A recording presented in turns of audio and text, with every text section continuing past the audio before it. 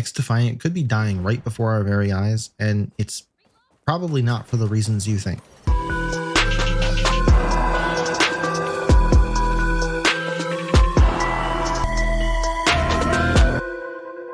Hey guys, Nightfall here, and there's a lot of rumors and speculation that XDefiant might be dying. The diagnosis on the surface doesn't look good, but is it really dying, or are people over-exaggerating? This term gets used very loosely to describe a term that people either no longer play, or they no longer see a lot of posts about, or content coming out for. People tell me all the time that Apex is dying, or Siege is dying, and sure, they have pretty big drops in player counts over the years due to some questionable decisions, and obviously no help from the rampant cheater epidemic, but to say a game is dying means something very different to me. So let's start right there. How do I define when a game is dying? The way I define that is if the player count has dropped below 50% over the average player count over the last year. Meaning if a game has 1 million players and at some point during that year drops to below 500,000, then the game's probably dying. However, XDefiant hasn't been out for a year yet, so this might be slightly different, but you get the gist of it. So why might XDefiant actually be dying? Well, there's tons of reasons that this could be happening and non-stop talk about Black Ops 6 coming out, but that's still months away, and we all thought they had some more time to get things in order over at Ubisoft and make this a great game before CoD took it out behind the barn.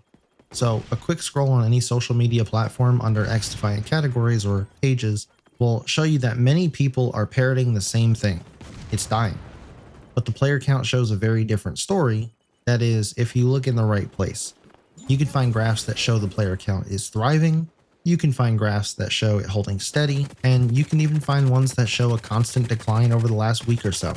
First, let's take a look at some of the stats off of Twitch, and we can see based on this that the all-time peak viewer numbers for this game was almost 204,000, and that was across just under 7,000 streamers. Now, if we compare that to over the last week, the most viewers for XDefiant on Twitch in one day was on July 18th, with 456 people streaming the game, and the day before on July 17th, only 9,845 people were watching the game. That's a 93 to 95% decrease on this game in just viewership and streaming numbers. And all of this in just a span of 2 months.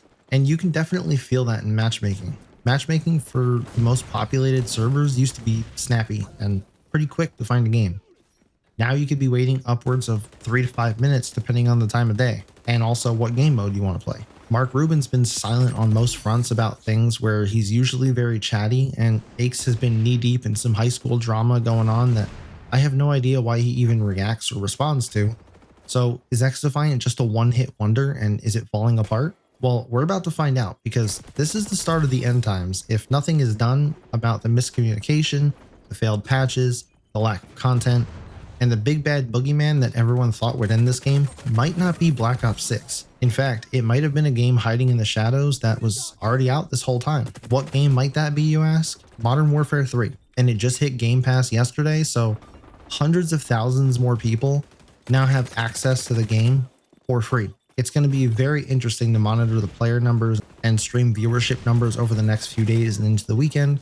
And we can see here on a table provided to us from activeplayer.io that since launch, the player count of this game has slowly begun to dwindle. So while Modern Warfare 3 may have been here the whole time, it probably wasn't actively the only reason this game has gone downhill. It might just be the nail in the coffin. So how did we get here? What is turning players away from this game? Well, I already touched on it briefly, and there's several reasons, each one just as valid as the next. People just put this game down and don't pick it back up. There's nothing new, and the newest thing we have in the game is ranked, and it kind of fell flat on its face. In fact, we're about 3 weeks into ranked, and hardly anyone has hit diamond, and I haven't seen anyone reportedly hit legends yet at the time of recording this. Players on Apex hit Apex Predator in as little as a few days. Players on Siege hit champ in no time at all. So why is this game so difficult to rank up in?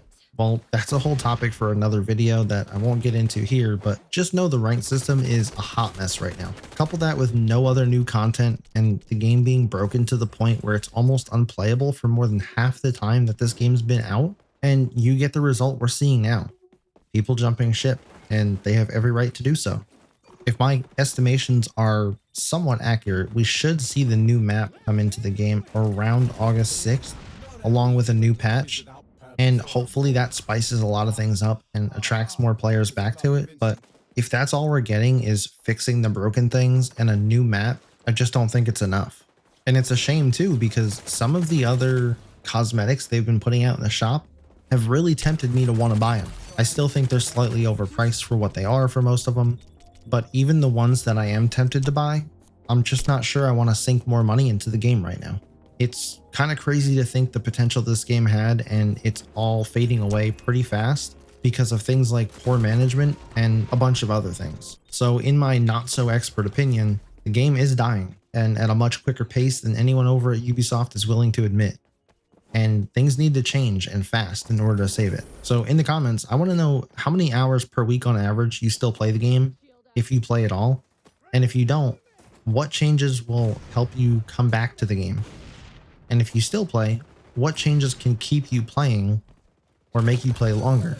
Here's to hoping they do something, and pretty soon, because I still really like the game, but I can't deny that it's gotten stale. And I may even need to start branching out to other games, which leads me to my next question for you all.